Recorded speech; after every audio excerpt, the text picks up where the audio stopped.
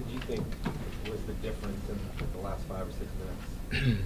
I think honestly we just couldn't find an answer offensively to match their offensive plays. I think they really started to turn it up a notch towards the end of the game, and we just didn't have some answers late in the stretch.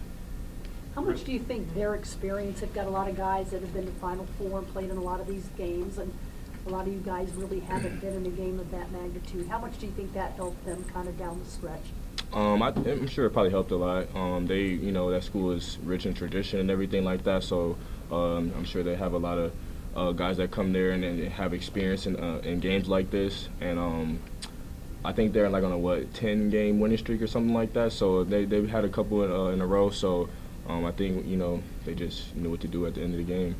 They came out of the locker with an 8-0 run, but you guys were able to answer that. Did you feel that the game was really under control at that point because you took the punch and kept on going? Yeah, I mean, second half I think we didn't come out as aggressive as we did to start the game, but I think that it was still a pretty manageable game until like late in the game.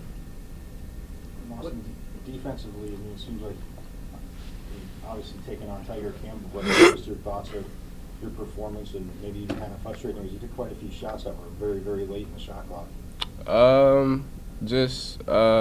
I wanted to take on the challenge just because he's an older player who's been playing at this level, at a high level, and been to Final Fours. Like, he's been in positions where I want to be. So I took the challenge face on, wanted to guard him 94 feet.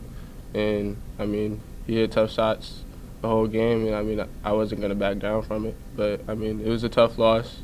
Like DJ said, there's plays that we could have made offensively that could have helped us down the stretch to make the game closer or a better outcome. What did you guys think of the atmosphere of the students tonight? I mean, for me being a freshman and I came to a couple games last year, I mean, it was not like this at all. I mean, the atmosphere was crazy. I mean, it was loud in here. It was super loud in here. Everybody was jumping before tip-off started. Like, the student section was rocking. So, I mean, it was great to see everybody come out. AJ, what about you? There was a student section record with 5,000 plus students. Did it seem like that many students out there? Yeah, it did. I don't think I ever recalled like the second deck being that full last year. I couldn't see any seats up there, so definitely shout out to the fans for having our backs tonight. And hopefully we could just keep having games like this in the future. How do you kind of regroup now after kind of a tough loss, and you've got another good team coming in here Saturday? How do you regroup? We just can't hang our heads. That was the number 5 team in the nation, something like that. So that they're a good team, and to play a good team like that and take them down to the wire, I feel like we have a lot of positives that we can look back on in this game and use for the next game. Austin, where does that confidence come from? Is that something you've always had? You strive for the big moment. I mean, just being like I've always said, I'm from Texas, and where I'm from in Texas, like nobody respects you. So, like, just having that mentality on the floor, like everybody thinks I'm not good as them on the floor. So I just have that mentality when I play all the time. DJ, how have you seen Austin grow as a guard so far this year?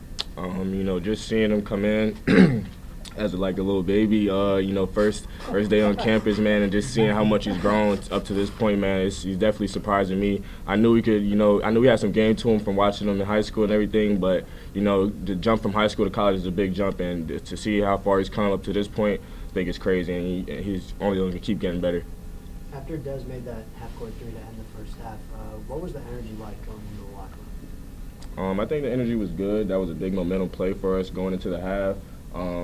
And I mean, for me, it kind of brought back flashbacks, but in a negative way. Don't really want to talk about that, but glad I was on the right side of things this time.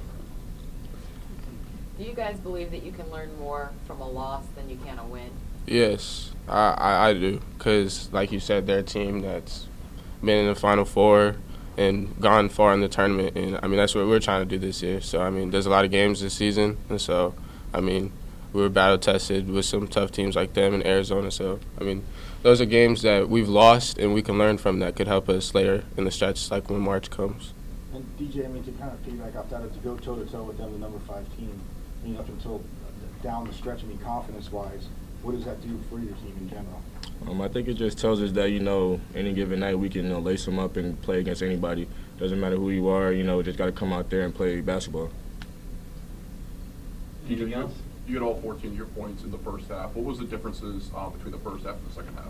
I think it was just a different flow in the second half. The ball wasn't kind of moving the same way it was in the second half. I think they made some defensive adjustments going into halftime, and I think that's all it was.